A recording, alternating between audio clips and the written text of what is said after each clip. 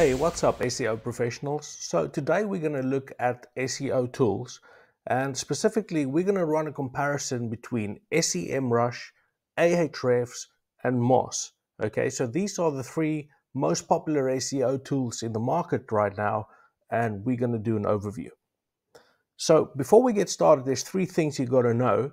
Okay, number one, you're only going to be as good as the data that you use. Number two, how you act on the data is going to be the most important part. And then obviously number three, the good news, is that all three of these platforms, they're actually using the same data set. So let me share with you two things below this video that is going to be quite helpful to you. First off, there's a link that'll give you a free trial to the software so you can play around with it before you actually enroll with one of them on a subscription. And there's also a link to NewsPass from SiteTrail, which is the best link building tool that you can use to scale up your link acquisition and to get you straight into a couple of different Google News sites. So at the bottom of the video, you'll find both of these links and you can make good use of them. Great, so let's get started now. First of all, we're going to evaluate the purpose of these SEO tools, and then we're going to also have a look at how long you need to subscribe if it turns out that any of these would be a good option for you. So the purpose of these SEO tools, it really is all about competitor knowledge. So you want to research your competitors and you also want to research the market so that you can see where to go with your SEO plan. Remember, SEO is not a matter of knee-jerking. It's not something that we can do without a strategy. So when you're drawing up your SEO strategy, you're going to be using one of these three tools to be able to do that. So a good SEO tool has got to be able to show you what links your competitors have got. It's got to be able to show you what content they're doing well with. And if you're using this well, you'll also be able to see which links they're missing out on. And you want to be able to see what content opportunities there are that they haven't capitalized on. Okay. Because if you think about it, on the one hand, it is about reaching parity with your competitors and having some of the same links as they've got, as well as on the content front. But on the other hand, if there's content opportunities that they're missing out on that might be easier to get, and link opportunities that you can get that they can't get, which is what we call a rare link opportunity, then that will put you in a position where it's harder for the competition to compete with you. Otherwise, what you're going to end up doing is we're chasing each other's tails in the market. You have a couple of link vendor companies out there, they're linking to everybody, and we're all going around knocking at their door. So you can't just play that game. You want to be using these tools to see how to play the game and what are the elements that you're going to need to scale up and to make this business a success.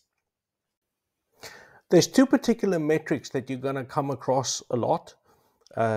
Some would call this domain authority. Some would call this domain rank, DA or DR. It's pretty much the same thing. Okay, different providers call it different things. But domain authority is essentially a metric that these tools created for us to tell us how popular a domain is, how many links it's got. So in other words, if there's an existing site that's got 10,000 important links to it, it's going to have a domain rank of 75. Whereas another site that's only got 150 links to it may have a domain rank of 22. Okay. Now, in theory, and the way it always used to work, is that the sites with the higher domain rank would rank better for certain content. And that's why still today you have parasite SEO with sites, for example, like Forbes, where they don't even write a proper review about certain things.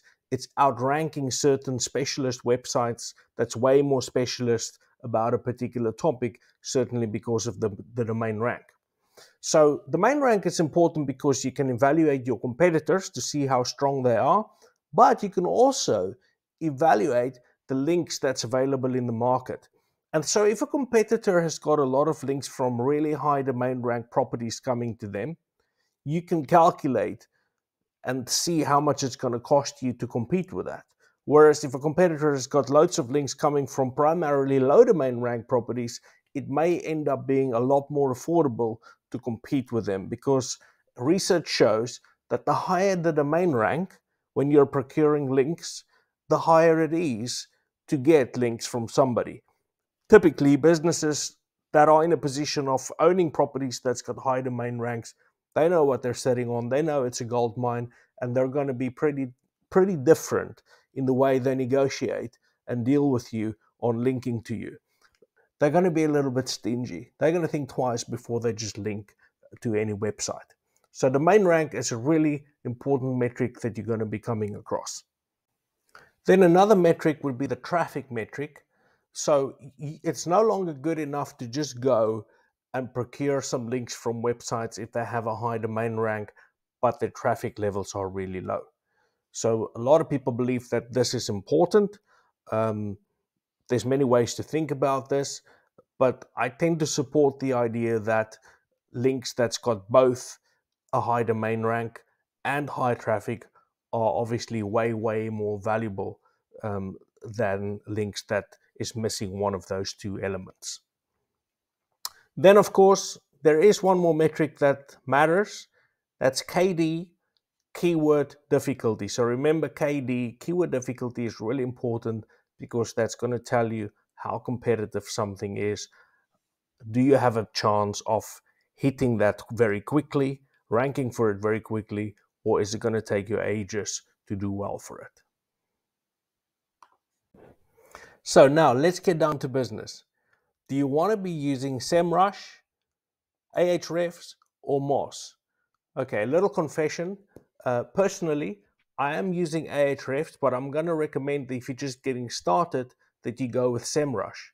The reason for saying that is that I'm a little old school, so I get settled in my ways and I get settled into the kinds of software that I'm using.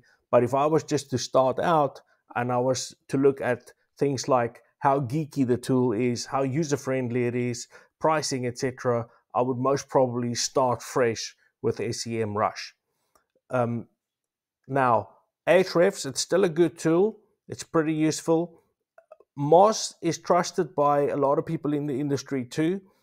Personally, I tried using it. It wasn't my favorite, but again, you can access the same types of data when you're using Moz as you could be getting with SEMrush and with Ahrefs.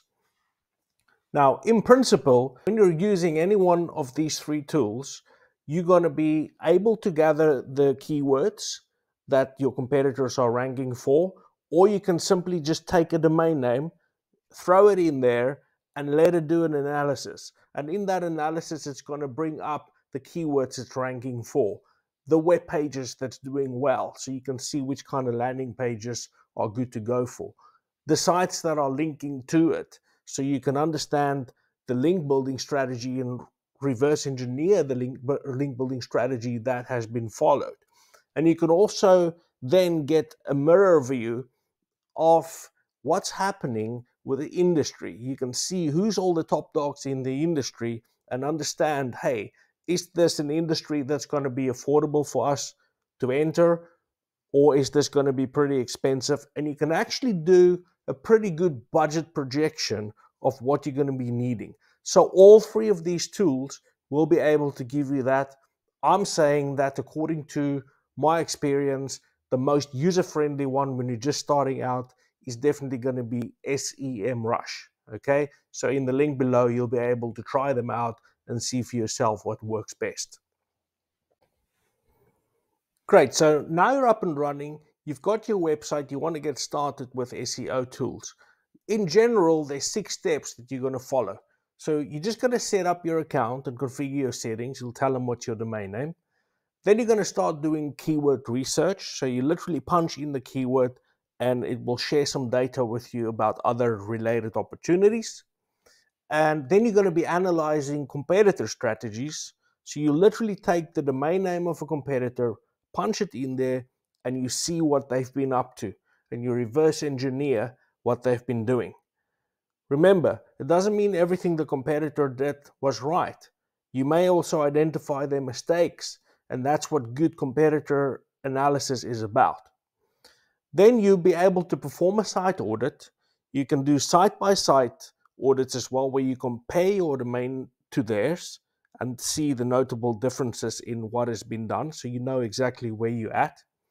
And then you can start to track your backlinks, and you can build new links. So this tool can show you what are the new link opportunities, or you may have some other opportunities in the market to bring in completely new links that none of your competitors has got, which can also help you pretty quickly. And then, of course, what you want to do is you want to monitor performance, and you want to be optimizing. And this you'll get from quarterly or monthly reports that you get from these tools that you're using. Now, when it comes to subscribing to these tools, if you're an agency like us, you'll be serving clients always, frequently, new clients, onboarding, etc. So you'll run with a month-to-month subscription. But if you're an in-house marketer, if you work with SEO in-house and you take care of things, then what you're probably going to do is align your subscription to your planning cycles. Because we're not knee-jerking in this business. What we typically do is we do our research, get done with our research, formulate the plan, and then run with the plan. Once we've been running with the plan for a good quarter, then we review our strategy, and then we use the research tool again to plan the next leg up. Okay, so in practice, unless you're an agency like us, you could do a month subscription, do your planning, unsubscribe, chill a little bit while you're taking care of all the hard work. And then when it gets to the next phase of the strategy, you're subscribing again for a month, and you're doing your research and planning the next phase. Okay, so really it's important to understand that when you're using this, it's not pay-per-click. With pay-per-click, you have to log into the platform every day, optimize, re-optimize, etc. With this, it's different. It's a long game, it's not a short game. So you do your planning, put the tool away, and then we get to work. Then we get to execute. Okay, so that's really how we run with this. And so I hope that by consuming this information that we shared here, looking at the links below, both of them, the NewsPass link so that you can build links faster, as well as the link to try out these platforms, play around with it a little bit, and I hope that it's going to be pretty useful for you in taking things forward.